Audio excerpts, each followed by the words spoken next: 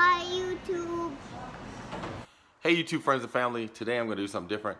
A while ago I did a crock pot video about how to cook a pot roast. I showed you how to brown the pot roast and cook with that. And like, if you have a family, or even if you don't have a family, crock pot cooking is awesome because you can make it and let it go, and it'll cook all day, and by the time you get home, food is ready to go. Today I got an Instapot. Now, my friends swear by Instapots, and so I'm gonna cook a chicken today, and we're gonna go through it. I'm gonna go through all the steps, and then we're gonna cook it, and then I'll let you see what it's like.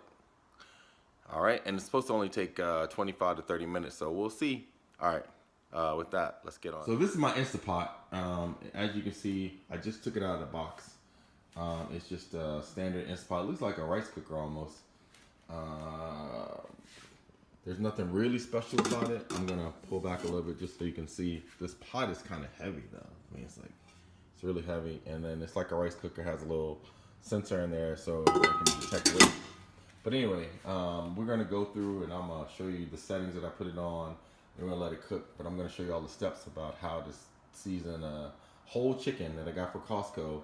Shout out to Costco because I like Costco, but they're not paying me. But shout out to Costco. I got a whole chicken and I'm gonna season it up. Put it in the pot, and then we'll see what happens.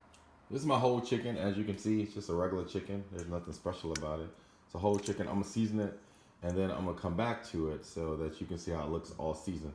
So what I'm gonna use today is I'm just gonna use some Morton's season oil. I'll use some salt and pepper, and I might use some cumin just to give it a little bit of color.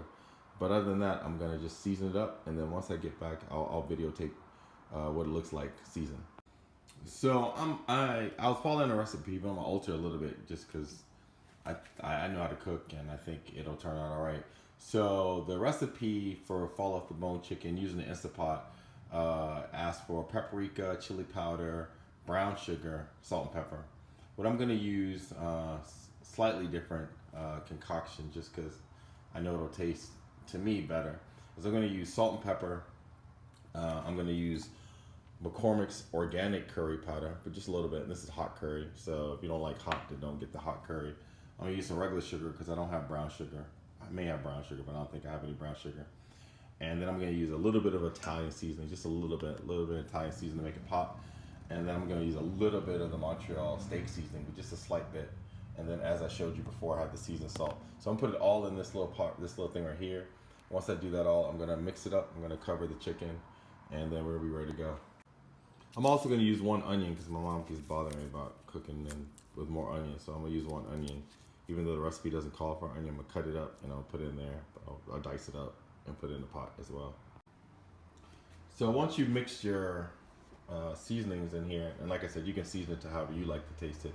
You want to take a whisk and you want to mix it all up. So what I did is I just put it in there and I mixed it all up so that the parts that you put in here, the sugar,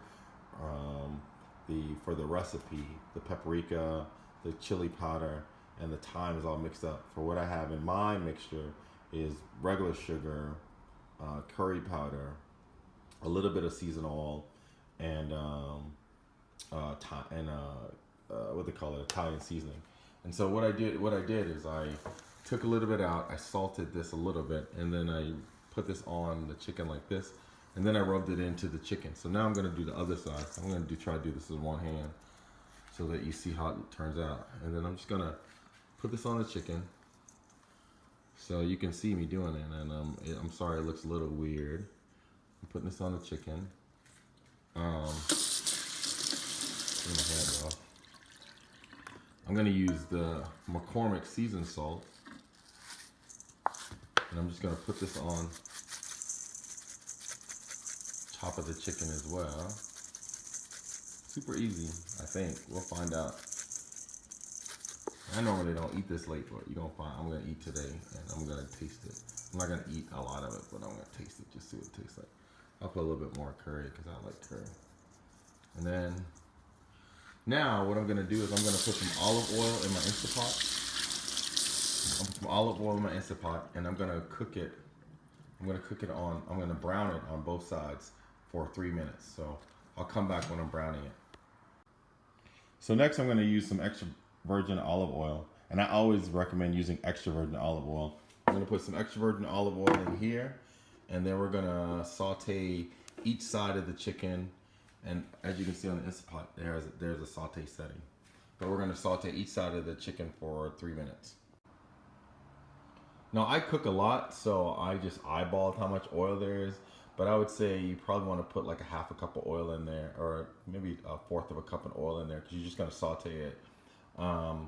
But like I said, I just eyeballed it. So if you are accustomed to cooking a lot, then you can eyeball it. If you are not accustomed, I would say measure out a fourth of a cup of oil, just so you don't have too much oil in there. We're gonna put this on saute, and then I'm gonna cook this chicken for 3 minutes on each side. I also sliced up my onions, and I'll do another video on this knife sharpener that I got. It's totally amazing. You know, I'm one of those people who normally throws knives away and gets brand new knives, you know, every few years because they get dull. But amazing. Anyway, so I set it for saute on the saute setting, and my chicken is in there. So I'm going to saute each side for 3 minutes, and so hopefully it heats up fairly quickly. And then I'm going to time it, and then once it's hot, it should be quick. Right now it's a little bit slow because it's warming up, but I'm going to saute it, and then I'll get back.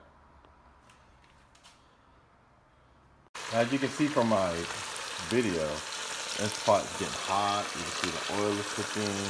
This is just one side. I'm going to do this one side for 3 minutes, and then I'm going to do the other side for 3 minutes. I'm not going to show you when I do the other side for 3 minutes, and we'll skip to the next step of cooking.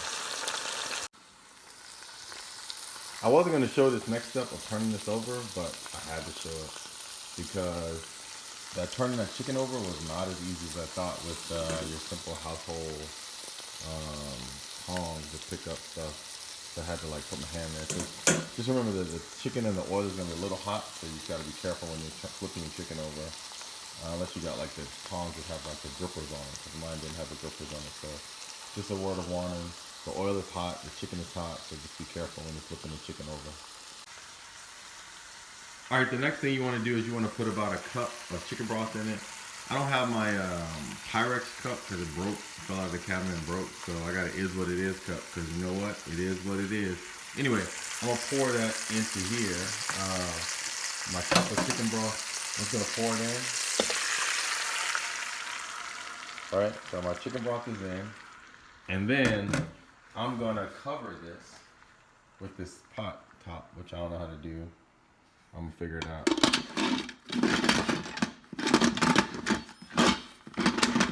Okay, so as you can see, this is the first time I use this thing. I'm gonna figure it out. So if there's a formula for getting this thing on, and I'm try to get it on here. All right, I'm experiencing some technical difficulties. So I'm gonna put this on there. Hold on. It's actually quite easy to put the top on once you do it with 2 hands. But you just lock it on, and then you lock it in. All right. So I locked it in. So now I'm gonna set it for pressure cook, and then I'm gonna set it for 25 minutes. And then that's it. And then we'll come back in 25 minutes, and then we'll see what we end up with. And then, like I said, well, I'll let you know how it tastes. All right, so now I'm done. It clicked off. I relieved the pressure. So what you have to remember to do is when you're cooking, you want to leave the pressure valve on. I didn't say that before. You want to make sure the pressure valve is on. But then once the cooking is done, you want to vent it. And oh, don't do like I did. I was standing over it when I released the pressure valve, and the steam popped out and it singed my ear. Oh my goodness, you don't want to do, please don't do that. But anyway, so when you're cooking, you want the pressure valve on. When you take it off, you want the pressure valve off. This thing, once the pressure builds, this will push all the way up, and you'll know that the pressure is this is fully pressurized. But once the pressure has been relieved, once you vented all the pressure out, that'll go down, and then you can open the pot. So we're gonna open it, and I'll show you what the chicken looks like. And it makes a little noise. And so this is what my chicken looks like. So my chicken is fully cooked. My onions are in there. My onions are cooked, and I'm gonna clean all this stuff later, but my onions are in there. And then this chicken, I haven't tasted it yet, but I'll taste a little bit. Because I'm also doing intermittent fasting, so. But yeah, it's melt off the bone chicken. Look at that. Comes off the chicken, off the bone. That's pretty good. It tastes like curry. It's salted enough.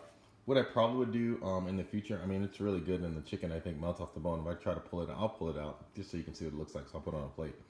But what I probably would do is I'd probably marinate my chicken overnight just because I normally do that. But I just wanted to see what it was like doing an Instapot. So hold on, let me pull it out. I'll put it on a plate just so you can see what it looks like plated.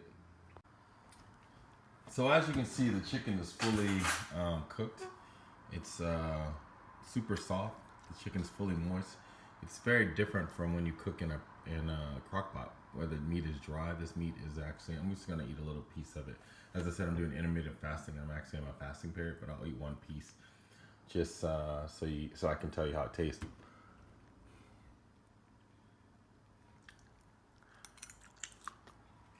I don't know if you got that, but anyway, I will swip it around. So I'm gonna eat one piece, and the lighting here is just weird, but I'm gonna eat one piece just so you can see what it tastes like. But it's like super, super moist. That's good chicken. And so, easy cooking in a pot, crock pot. I mean, not crock pot, but an Instapot. Like I said, different from the crock pot in the sense that it is, the meat comes out nice and soft. I would say, I recommend the Instapot. I'm gonna do some more things in Instapot as I progress. You know, like I said, I will do different cooking things in the Instapot just so you can see. I'll do some more crock pot cooking things too. I just haven't been on my grind when it comes to cooking, but I'm gonna do that more now that the weather's getting nicer and I'll go into the grocery store more. But anyway, with that, thank you again for watching. GB out. Subscribe right below.